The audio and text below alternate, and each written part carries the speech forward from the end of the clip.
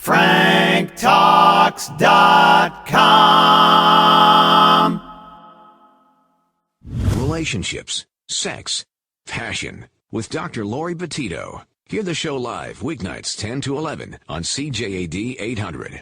Welcome to Passion, a show about love, sex, and relationships. Once a month here, we focus on dating issues. We call it Dating Dilemmas with Frank Kermit, who is my regular guest here. He's a dating coach. He's the author of many books and on relationships, and he is also the relationship columnist for the Suburban.com. But tonight, and hi, Frank, again. Hello. We do have special guests in studio.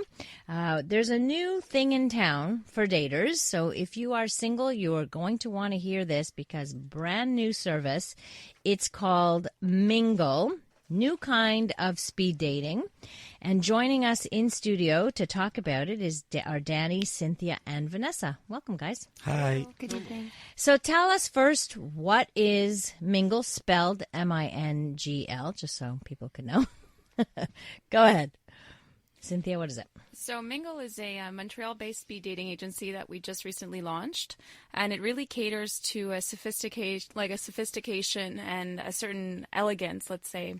It's something that we came up with because Vanessa and I, being single, and that being our dilemma, we wanted to meet new people out of our circles, and we're busy professionals. Mm-hmm. So we just thought to ourselves, what better way to get a good group of people in the same room and try and find a potential partner that's a good match. MINGL also focuses on, I didn't mention this, but we focus on pre-screening our candidates.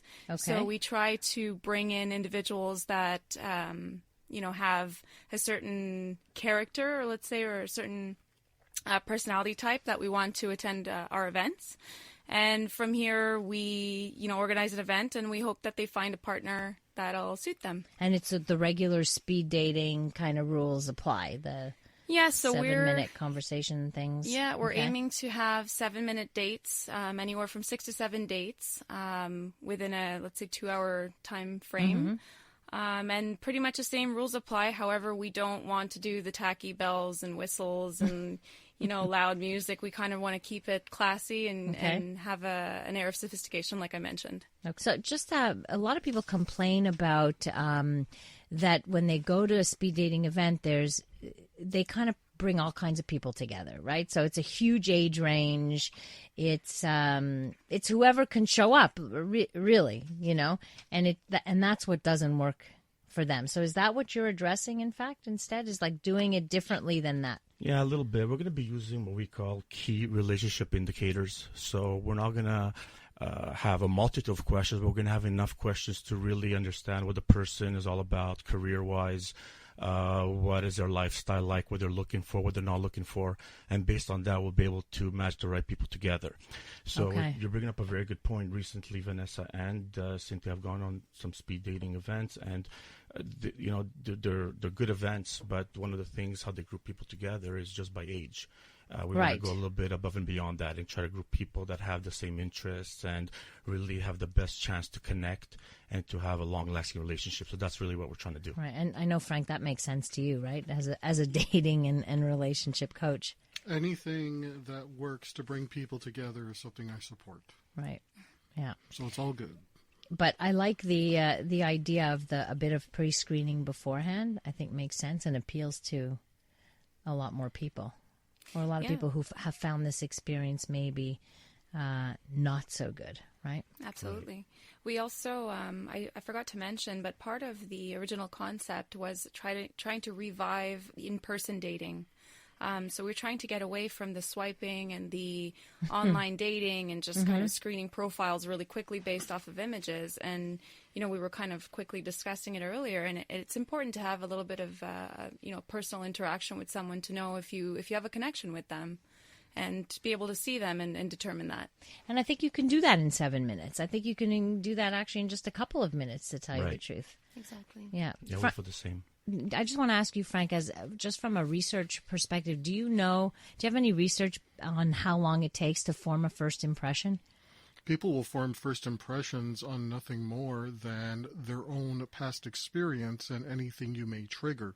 So it can happen in seconds. Right. However, there is a certain amount of time right after that where the way a person communicates can immediately change that first impression. Right. That is the benefit of the 7-minute interaction in Right. speed dating. So even if you sit down in front of the person and you say, not my type, you still got to sit there for 7 minutes and have that conversation. And if the person knows how to communicate, if they know how to address emotional needs, if they know how to connect, and the two of you end up having common values, that might take over where you decide, well, it wasn't my type initially, but I'm attracted to this person. How is that possible? And I've seen that happen. Right. I've seen that happen on multiple occasions where someone says, not really my type, but once they began speaking with and seeing all those connective pieces, the attraction just grew and grew and grew.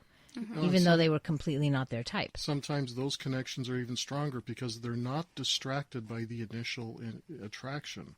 The initial attraction makes them think, oh, wow, this person's going to be this person's going to be that. And then they get to know the real person and, never lives up to the fantasy. But if you're not That's the problem with pictures. The Yes. picture, we attach our own fantasy to the picture. Exactly. Yeah. But after a 5-minute conversation where you've actually needed to take the time and get to know the person, whatever attraction builds there is potentially much more long-lasting. Right. So, Vanessa, how do singles get involved? Like, what's the process? So basically what we've done is set up an online database. Okay. You could go on to minglenow.com. Okay. Basically what you do is if you're interested in the speed dating event as singles in Montreal, you register yourself online. There's about 10 questions to answer. After that, we do filter through basically all the applications, all the candidates for the speed dating event, and we contact based on a screening process. And then you set up, I guess, once you have enough people in your bank. Exactly. You Well, we set up could something? technically divide them into different categories. So we want to go above and beyond the age group. Mm-hmm. But depending on the different types of events we do plan on organizing, there's definitely, let's say, a category for everyone to fall into. And where will they take place? So basically, we're in the process of focusing on a couple locations in the city, new trending locations such as like restaurants and bars around Montreal. At the moment, we have not secured a location for our first event in May. However, You still got time. we definitely still have time. We're looking into a couple of fun locations. So we're basically going to be holding a speed dating event. We would like to have something bi-weekly, and it'll be different places around Montreal, basically trending hotspots. Right. So it's going to be a surprise. It brings people. Exactly. And it brings You people. got to stay tuned for all the downtown. information. So Mingle Now, MINGLNOW.com to get more information. So you're going to do them twice a month. You want to do them twice a month. Exactly. So hopefully there are enough people that you can get a turnover. But sometimes the first initial time you do it, they don't match, and then you want to get a fresh batch, and you just keep. Sometimes you get the same people wanting to just see newer people. Oh, for sure. Right. So you're going to have like a whole data kind of thing. Which event did you go to? Which event did you go to? We better not match them up at the Exactly. next event. Exactly. It's a Sounds lot to of- me like a mathematical nightmare, but anyway. It's a lot of legwork behind the scenes as well. Well, there are occasions when two people may need to speed date on more than one occasion. Really? So that maybe the third time they encounter, they say, hey, you went to that last event. Yes. And so they'll continue the conversation, sometimes a little bit more time, because let's face it, when people are nervous and their first initial conversations, they're going to be nervous. They may be too preoccupied with their own nerves to really connect to the person. That's true too. But once they see the same person 3-4 times, it's kind of like you go to a restaurant and you see the same waiter or waitress 3 or 4 times. You become more comfortable with them. Right. You start talking to them more, and who knows what kind of a connection can happen then. There you go. That's a good tip. So they don't have to be. We don't have to exclude them. Thanks, guys. Thank you, and good luck with this new venture of yours. And Thank we you so look much. forward to hearing more. And when your events come out, let For us sure. know so we can Definitely. let our listeners know as well. In the meantime, go sign up. minglenow.com, MINGLNOW.com. So. And we're also on Facebook. And of course, well, who isn't? Who isn't? Thank you guys for joining so us. much. Thank you so Thank much. you. All right, take care. Next up, Frank and I will discuss some of your dating questions here on Passion. You're listening to Passion with Dr. Laurie Betito, the podcast. Hear the show live weeknights 10 to 11 on CJAD. Another texter says the numbers don't drive, I think he meant jive, and people don't get it. There's just not enough university-educated men for all the single professional women that are out there. What single women need to do is stop gravitating around the few professional guys they meet and try to connect with some great guys who happen to be blue collars. I happen to agree with that. I agree with it as well. In fact, I have a writing exercise that I give people during coaching, and it applies to this. First, I get them to write down their ideal partner. Then I get them to write down something that, for example, what are you looking for in a stepfather for your kids, assuming you already have children? Mm-hmm. What are you looking for in a co-parent? It turns out that those qualities are very, very different than the first list. And then I say, that second list, that's who you should be looking for. Right. And notice that on that second list, they talk about what kind of a caring person the person might be. Right. They talk about whether or not the person has a good set of values, whether or not the person is going to do the right thing even when no one's looking. Those are the things you're looking for in a long-term partner, not how much the person is making, not what they look like. And not what profession they are. And certainly not what profession. Yeah, and I think, and it's true that sometimes we limit ourselves and we'll say, we'll only, if I'm a professional, I'll only go out with another professional. Or if I have a university degree, I'll only go out with somebody with a university degree. There's a word, and I'm sure you're familiar with it. I think it's hypergamy, where a woman can only be attracted to or date someone of a higher level or status, so that if she gets a college degree, she can only date a man who has a college degree or higher. Mm-hmm. And it's been, I've seen some reports that that's one of the reasons why you have so many people single now, because so many women are getting educations. Well, that's the studies. The studies show that more women are graduating university than men. So where does that leave everybody else? And I'd like to point out too, that plumbers probably make more than doctors, electricians. Like these are Mm-hmm. trade school things, right? And is it really does intelligence equate profession? No. You can be very, very bright and not have a university degree.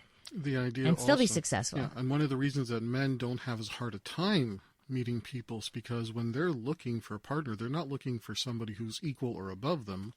They're looking for someone who is going to fulfill very specific needs. So an older man might be looking for companionship, and he has a very clear idea of what he needs in his life that he can't give himself. A woman in that same position might be saying, well, I also want him to have the same things I have. I want him to have the same degree, the same amount of money in the bank, and the same et cetera, et cetera. Mm-hmm. Those extra criteria really don't have anything to do with how a person treats you. Right. So if you want a relationship, look for somebody who treats you the way you want to be treated, and not somebody who just happens to have the same resume that you do. Yeah. 514-800, do you agree, don't agree? And I think that was in, I think in response to the MINGL, Mm-hmm. the dating that was based on professional. And yeah, it's a good point. Do we have to limit it at that? With that said, there's also a market for that audience. And if you're going to set up a business, you have to cater to what the market wants. Right.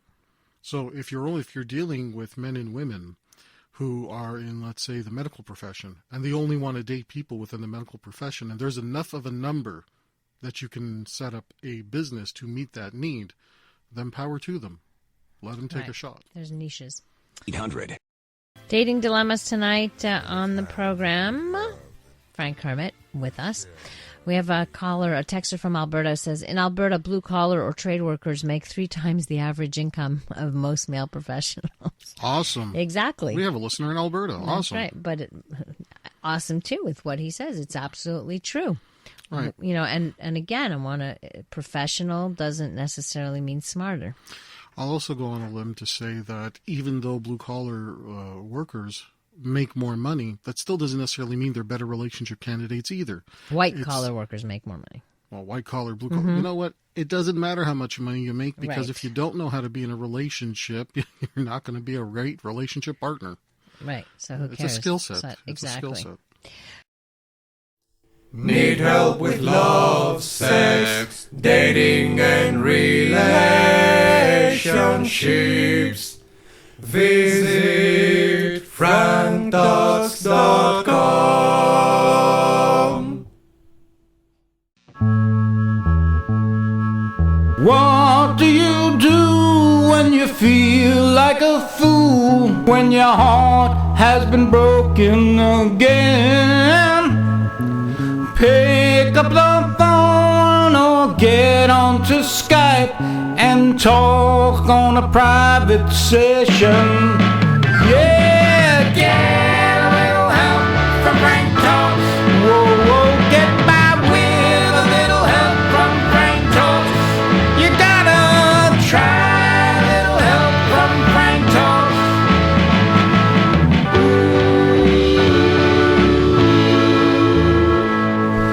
What do you do when your love goes away? Try coaching one-on-one. How do I sign up to turn things around? Just sign